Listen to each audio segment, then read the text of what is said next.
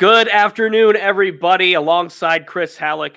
My name is Corey Crisan. Today is Wednesday, August 23rd, 2023, and this is the Southside Beat podcast, the live edition, live streamed every Monday through Friday from 3 to 3:30 Eastern on the DK Pittsburgh Sports YouTube channel and available later on in podcast form. This is a good day, Chris. Let me tell you why. It's a great day. It's a great day. It's a great day for a king. Let me tell you why. Well, not just because of one certain signing, a royal signing, a regal signing, but also it's handbook day for the lovely members of the Football Writers Association of America, for those that cover the college football. So we got that in today. We're feeling good about the handbook. We're also feeling good about Desmond King, Chris, as nothing officially announced by the team as of right now, but the Steelers appear to have added another cornerback to that room. Desmond King, former All-Pro cornerback and punt returner with the Chargers. He was cut by the Houston Texans as part of their, 53-man roster shaping. And here we go. I mean, this is good competition for that room. Braden Mann gets cut, so there's your corresponding move, so to speak. The Mann cut is official. The King signing is not. But, Chris, we're still going to talk about Desmond King, a signing that, if he's anything like the 2018 version, this is going to be one heck of a get. Yeah, I mean, it really is just amazing how I don't want to say that Omar Khan is just this good at his job, because it seems impossible for one man to be this good at his job. But this entire year for him has been just really just crazy to think about, starting off with getting all of the contract extensions done last year during training camp and preseason, and then making that midseason trade, trading Chase Claypool for the second round pick, which ended up being the first pick of the second round, and then everything that he's done in free agency and then the draft. And here we are, less than a week and a half from the first game of the season, and he adds a guy like Desmond King, who, I mean, the fact that he's a free agent at this point, probably says something about the fact that, he's probably not the same version that he's always been. But shoot, we're seeing what happens with these players sometimes with Quan Alexander. Like, sometimes these guys, they need to be in the right fit. They need to be in the right scheme. They need to be in the right defense, the right system, whatever it is.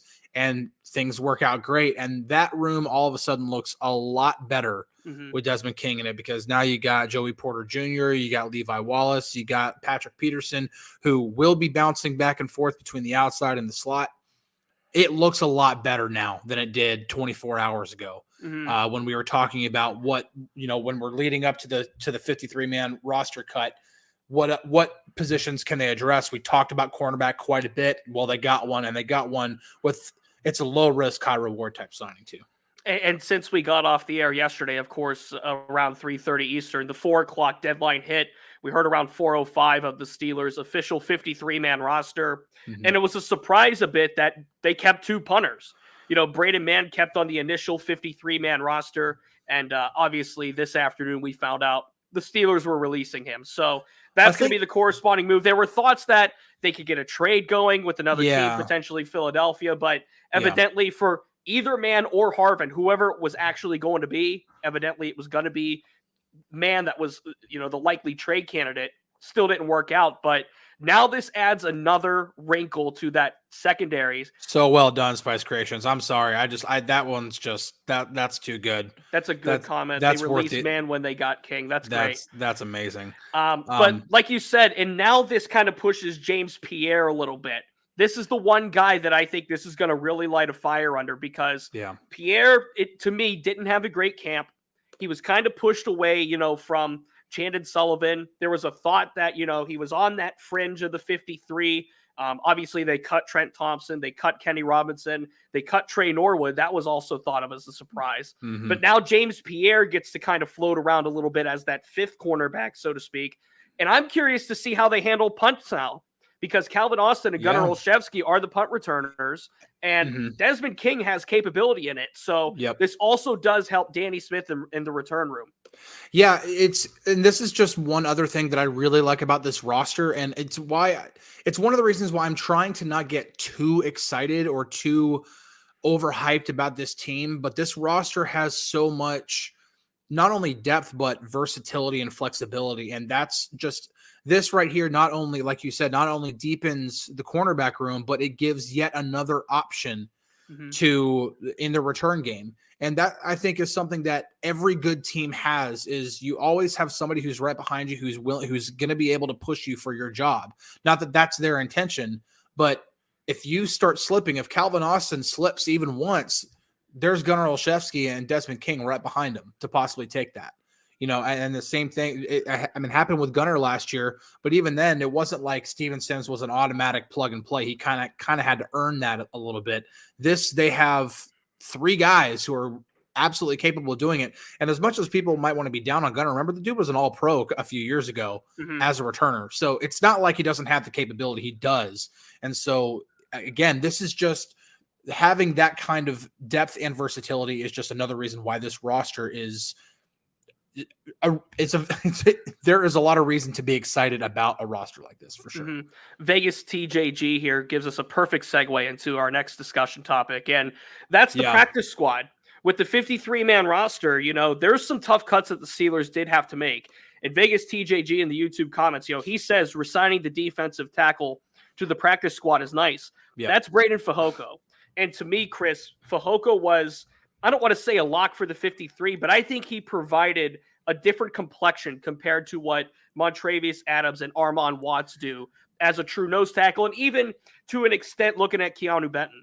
I love Fajoko's ability as a run stopper. I like him as a quote-unquote true nose tackle. I think it's a good depth option, and quite honestly, Fajoko's a guy that you can, using a baseball term here, call up or send down to the practice squad, depending on the matchup. You're facing the Ravens, they're going to run a lot. Here comes Braden Fehoko. You're facing the Browns, you're going to see Nick Chubb a lot. Here comes Braden Fehoko. I think this is a good guy to have around in the building. That's why I'm kind of surprised to not see him on the initial 53, but I'm glad that the Steelers were able to work it out that Fehoko could come back. Yeah, absolutely, because we kind of saw this situation happen a little bit last year whenever it's like, okay, this certain matchup is good. And plus you're always going to have injuries. It's just a part of the game, especially in the trenches with both the offensive line and defensive line. So there is going to be a situation where not only Fehoko he's going to earn a hat, not only because of the fact that, he's there, he's on the practice squad and we might want to play. He might have to be there because somebody goes down with an injury for 6 to 8 weeks or whatever it is. You need that kind of depth even down to the practice squad, and getting a guy like Fehoko to come back onto the practice squad, you kind of hit all the points that I was going to say.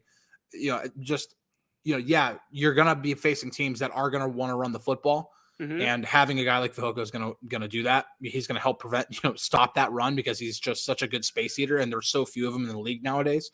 So it's a really, really great addition to bring back onto the practice squad, for sure. Hitting the live YouTube comments for a couple here. Mahanga Hale Mike makes a great point. 4 times a year.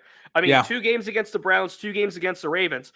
1 quarter of your season, that's a guy you can use Braden Fehoko in. Sandy asked, saw Oladokin was cut. Do we have interest? I doubt it, because Mason Rudolph is there. I think that quarterback room's set. I think that ship has sailed. I think Mason Rudolph, and obviously a point to talk about is the activation of the emergency quarterback. And teams have to designate on game day an emergency quarterback. That's going to be Mason Rudolph. Bob here mentions about, Gentry getting cut, Braden Fehoko getting cut. Zach Gentry getting cut adds something different. It was kind of weird today being on I'll say this. It was weird today being on the practice field. And instead of the usual 5 people being in the tight ends room, including Connor Hayward, there were 2. With Pat Freiermuth and Darnell Washington. Hayward, of course, working fullback, tight end, special teams, just about everything. That's what he's been doing in camp. So seeing 2 tight ends in that room is a little weird. I'm intrigued to see if Zach Gentry, because I think he could start on 32 out of 32 NFL teams. Maybe not as a number 1 tight end, but as a really good number 2. The fact that Darnell Washington came along as quickly as he did, especially in training camp, that made a guy like Zach Gentry expendable. And keep in mind, Zach Gentry, that's still $1 million plus off the books. Yeah. Jennifer asks here, how fast can we expect Kane to get comfortable in the defense and be a factor as he is getting on a moving train? Love the fact that you kind of put that in Mike Tomlin terms right there. But I mean, it's a legitimate concern, obviously. by this point, everybody else in that cornerback room is going to be way more familiar because they've been there since the beginning. They've been there since the beginning of training camp. They've been there throughout the preseason.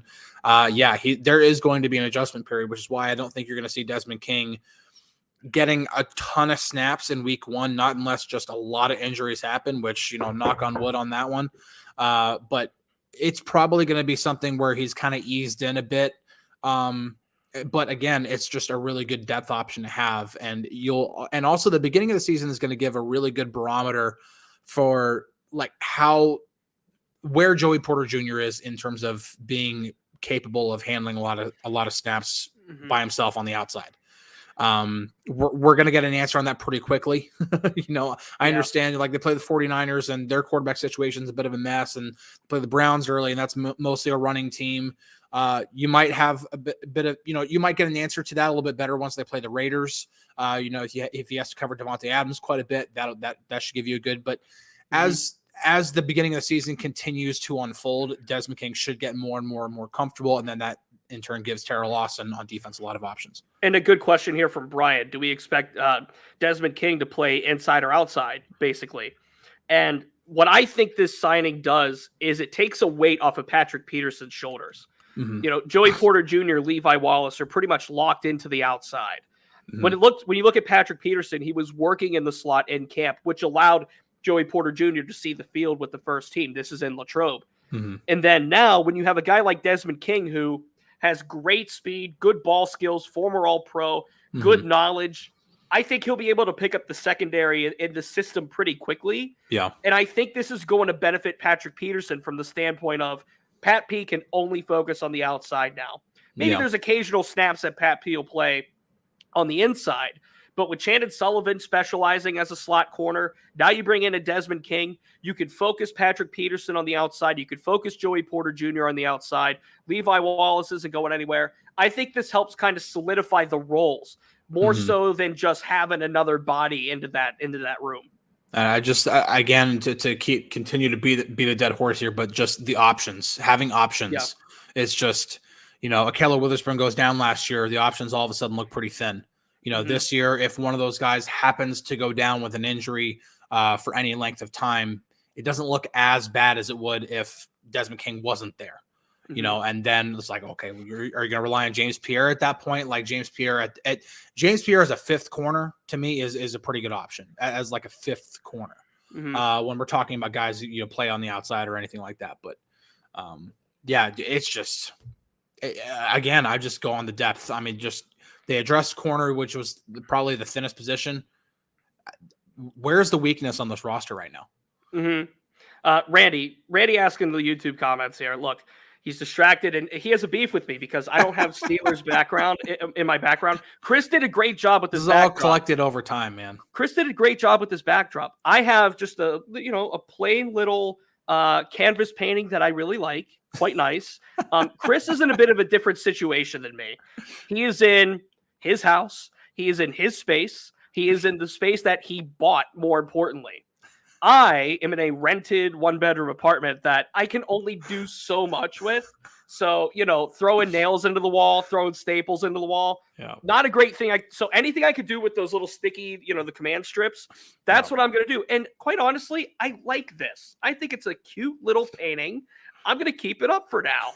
So thanks, Randy. I appreciate you chiming in on that.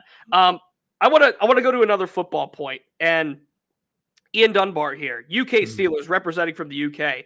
Appreciate you. Love that. Absolutely love that. Okay. Are we comfortable with cover at center going into the season? Now, look, I want you to take this, Chris, because I have some thoughts on that position.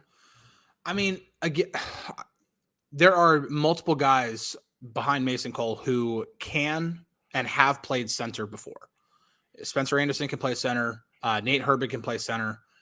You have options. I really would. It's a good thing that like everybody in the comments like can't get like $1 for every time I say the word options, because everybody would be like really rich right now. Like you have options there. You have the ability to have competition behind. Like, okay, if Mason Cole ever goes down with an injury, okay, who's the guy who's doing better on the practice fields every day? Wednesday, Thursday, Friday. Who's the guy who's handling those second team reps at center better? Is it Nate? Is it Nate Herbig? Is it Spencer Anderson? Like, who's going to be that guy? Having that internal competition on the practice fields every single day is just going to make this team better because it's going to make the depth better. And so I'm honestly fine whether it's either one of those guys, just because. And there's another guy who I think you want to talk about too. The guy I want to talk about is Dylan Cook. Yep, there you go. The guy I want to talk about is Dylan Cook, and that's going to be my focal point of a bigger write-up today. That's going to be on DKPittsburghSports.com. Dylan Cook is a fantastic story. He really He started as a quarterback at an NAIA program, which for those that are not college football savvy in here, that is below Division III. I mean, we're talking junior college-ish stuff. He was a quarterback at an NAIA program. Then he walked on to Montana, which is in football championship subdivision. So not even Power 5, not even FBS, not even like MAC or anything like that. We're talking the level below that. Yeah. Then he gets undrafted, goes to the Buccaneers practice squad last year, and now he's on the Steelers 53-man roster. I think that story is absolutely phenomenal. And, today he was the one that got Chris knows, the scrum. In the Steelers locker room after practice. That's where all the TV cameras went. Yep. That's where everybody went because it's an amazing story. It really is. Yeah, it really is. Dylan Cook, he said he was playing FIFA on his Xbox all day yesterday. He said 5 hours he played FIFA and 4 p.m. hits and he didn't get a call. So that's how we found out he made the 53. And I think that's tremendous. I'm going to have more on Dylan Cook and the rest of the offensive line later on DKPittsburghSports.com. Yeah. But Cook is another option. Yeah. Spencer Anderson is another option at center. What the Steelers did, I find this fascinating, what they did with the offensive line. Nate Herbig obviously specializes in the interior, center and guard. These are the backups. Broderick Jones obviously specializes at left tackle. Yeah. And then you have Spencer Anderson, who can play all 5 positions on the line, and Dylan Cook, who mainly specializes inside. Spencer Anderson can be a swing tackle. Dan Moore in Latrobe worked as a swing tackle. This offensive line, to me, not only got younger when it comes to the depth, and I think that was a conscious decision made by Omar Khan to get younger in the offensive line room when it comes to building behind Isaac Seumalo and Mason Cole and James Daniels and Chuks Okorafor, the veterans in that room. Dan Moore's in his 3rd year. And he's taken the next step as a quote-unquote veteran to all these younger guys. I love the makeup of this room. I like how it can grow. And the fact that the Steelers had to kind of make a tough decision on that offensive line. Yeah. Kendrick Green, for all of the stuff that he's gotten over the training camp, that's still a former 3rd-round pick. That's still a guy that's been in the building. Kevin Dotson was a guy that started, and they chose to trade him. So that shows how much confidence they have in those younger guys in that offensive line room. It's just, I mean, and obviously if those players end up playing out and it plays out well for the Steelers, that's just a testament to the scouting department and getting better at that. Because I think I replied in the comments yesterday, talking about Kendrick Green, good riddance type thing. And I was just like, listen, I wasn't ever a fan of the draft pick to begin with. So I didn't understand from any perspective why they wanted to take him at that point. It always seemed like a really, it just didn't make a lot of sense to me. And you kind of, I'm not I can be like, oh, I'm the expert. I'm not trying to say that now that he's not on the team anymore. It's just, I didn't see an absolute fit. Okay, was he going to be guard? Was he going to be center? It wasn't going to work, and it didn't work. They have upside now with guys. You have some versatility. Spencer Anderson's not coming in, and they need to rely on him to be a guy who's going to contribute right away. He can learn behind the starting 5 that they have who are solidified. And if he ends up getting some snaps, it's going to be with a lot more preparation than a guy like Kendrick Green, going in what he had to do, in his rookie year. So I really thank you so much, Bricks Gaming, for the comment. And we can see all of the positive feedback. It's awesome. Thank you guys so much for all the positive feedback. And remember, in 40 minutes, DK, Ramon, I think it went on for over an hour yesterday. Like the Ramon show yesterday was ridiculous with the amount of people that were on, how long it went. John, hey, that's not DK Mo. No, it's not. No. I am not Ramon Foster. He is not DK. No.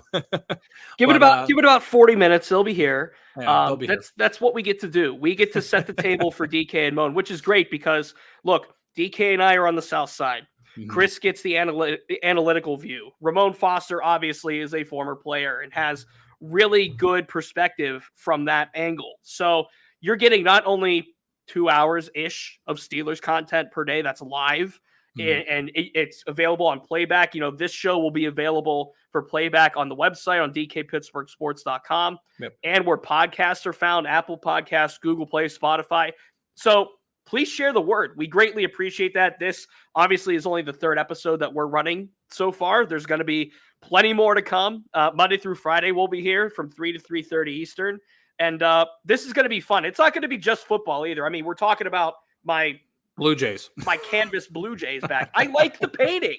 I think it's a cool painting. I actually had this painting in my previous apartment when I was in Toledo, and I just, took it off the wall and brought it here. I'm not going to show you my apartment, but I do have canvases hanging up. I have artwork that I have accrued over recent years, and it's hanging up somewhere. So there you go. This is the Halloween edition of the Ramon Foster Show. This is the undercard, if you will. You want to call it the undercard, the pre-show, the pre-game? No, I like to think we're pre-gaming. We're our own show. We are our own show. We are the Southside Beat. Yes, we come on before DK and Ramon, and DK and Ramon is the main event, but we are our own show. Yeah, Randy, I mean, that's what we're trying to do. We'll put you on the on-deck circle, but also I like to think that we do a nice job at providing some perspective. We're obviously working some technical stuff out too. Oh, yeah. Playing video clips, playing audio clips, whatever it has to be. So, we'll work on that. Ryan mentions it just feels like the depth quality is so much better than recent years. Ryan's been listening. Now we're talking about the Steelers. We're talking about the Steelers, not about podcasts. Hey, we got good depth and quality at DK Pittsburgh Sports too. So no, but I mean, Ryan's absolutely right, and I'm gonna just keep beating that dead horse if I need to, man. Like the roster, I said it. I think it was on Monday that I can't remember a preseason going this well. And I really can't remember a roster. It's been a while since a roster has been this deep. I don't want to say since the last time they went to the Super Bowl. Like that's I don't want to put the word Super Bowl with this team yet because there's still a lot to be proven. But in terms of where the roster is, if Kenny takes off this year and he's top 10 quarterback, probably closer to the in the bottom half of that. But if he's like top 10, top 12 quarterback in the NFL, this is a scary roster when it comes to possible Super Bowl dark horses because there's just so much depth. There's so much quality. If one guy goes down out of position, it's not like, oh man, it's not like, okay, I hate to bring up a sore subject, but 2017 was the year that if there was going to be a year, if there was any season since the last time the Steelers went to the Super Bowl, 2017 was going to be the year. The offense was legit. The Killer Bees were going nuts. And Ryan Shazier was a defensive player of the year candidate, legitimate defensive player of the year candidate. The minute he goes down with that tragic injury, it all went away. Because then they go into the playoffs and they can't stop Jacksonville to save their lives. It's not because the offense couldn't score points. The offense put up all those points.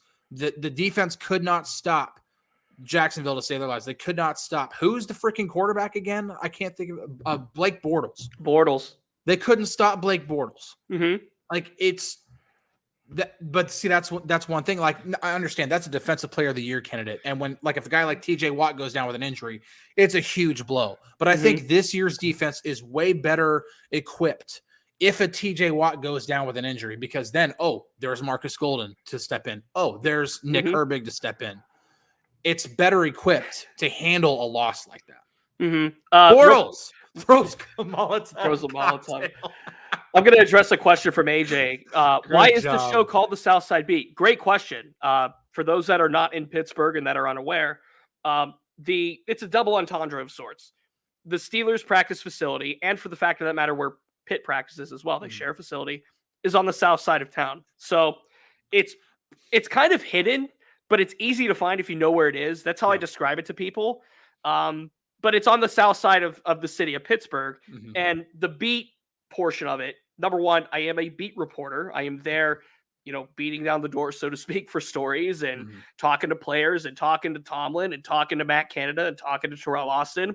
That's part of the quote unquote beat work that is associated with it. And the other part of beat is just, here's what it feels like there. Here's what the heartbeat of the South Side is. Here's what, the feeling and the vibe of the South Side is. So I liked it as a double entendre. It could have been called the Corey and Chris show, which Corey came up with Southside Beat. I'm not taking any credit for that. Corey came up with it. So John, because you don't need to. That's why. Boy. That's why. Because you don't need to. I want to throw back a question up here. First off, riding the rage wave. I mean, you guys could do that all day. That's the best part of it. Ride the rage wave into 4 p.m. Eastern, and that way when DK and Ramon sign on, they could just see it. Yeah. And they'll be like, what's going on? What did Corey and Chris do? So let that happen. I want to circle back to what Joseph said here. Yeah. Joseph Donovan asked on YouTube. Big good one to close on, by the way. Right. Do you guys think we are ready to compete for the division now that the roster is set? I love this question. I absolutely love this question. Yes. And the key context, did you hear the voice crack? The key context is compete for the division. We're not talking about Super Bowl. We're not talking about AFC championship game. Yep. We're not talking about anything like that. We're talking about competing for the division. And I think the answer to that is yes. I think this team, as it's organized, is able to compete for the AFC North, which for my money is one of the toughest, if not the toughest division in the NFL. Oh, it's definitely the toughest division right now, for sure. It's arguable to say that Kenny Pickett is top 3 quarterback, top 2 quarterback. Is he the worst, put in air quotes, quarterback in the division? I mean, this division is super deep, and it's going to be super competitive. We'll do predictions and all that stuff as we get closer to the opener against the 49ers. But here's what I'll say right now. This team went 9-8 with half the year Kenny Pickett learning to play quarterback, with TJ Watt missing 10 games. This team went 9-8 without their best player for more than half of the season. Yep. This team went 9-8 without the quarterback figuring out what he's doing for half of the year. Look at the first and the second half. I mean, literally, it was a tale of 2 seasons for the Steelers. Without hyperbole, without cliche, it was a tale of 2 seasons for the 2022 Pittsburgh Steelers. This year, the fact that they went 9-8 with all of the stuff going around it, this team could win. It should win at least 10 games, I think. Yeah. It should win at least 10 games. And that's without considering the schedule. Yeah. That's without considering the rest of the division. That's without considering all of the other variables that come with it. This team is equipped to win a minimum, in my opinion, 10 games. So I'll close with this, because I'll have way more of my own stuff before we, as we get closer to the season. I put this in the Steelers feed a few days ago. I think Vegas is pretty right for the most part. There are. If Vegas was really, really wrong all the time, they'd be losing a lot of money. I'll put it that way. Vegas has a line on 14 of the Steelers' 17 games. And the Steelers are favored in 10 of those 14 games. Yep. The only 3 that there isn't a line for are the 2 Bengals games, because they don't have anything for the Bengals past week 1 because of Joe Burrow's calf injury and the unknown there. And then the very final game of the season against the Ravens. That's it. In the other 14 games, the Steelers are favored in 10 of them. That's all I need to say for right now. I mean, if Vegas sees it, I'm not saying that, they're winning 12 games. They're going to split with the Bengals and win that final game against the Ravens. They're going to win 12 games. Not saying that. I'm just saying the confidence in what this, and somebody said it earlier, it all comes down to Kenny Pickett. It does really all come down to Kenny Pickett, because if Kenny does take off, the rest of this roster is set up for this team to not only compete for the division, but win the division. And I'm not saying that lightly, because I know how good this division is. Chris, that's a great point to end on. Those of you listening in, chiming in on YouTube, Thank you so much for doing so. We greatly appreciate it. This show ain't going anywhere. We're going to have a lot of fun doing this show this year. We'll be back tomorrow, Thursday, 3 p.m. Eastern, right here on DK Pittsburgh Sports on YouTube. And don't forget, subscribe to the YouTube channel. Subscriber podcasts are found. You're going to find the replay. You're going to find DK and Ramon. By the way, 30 minutes from now, DK and Ramon Foster on the Ramon Foster Show. Chris and I will talk to you tomorrow.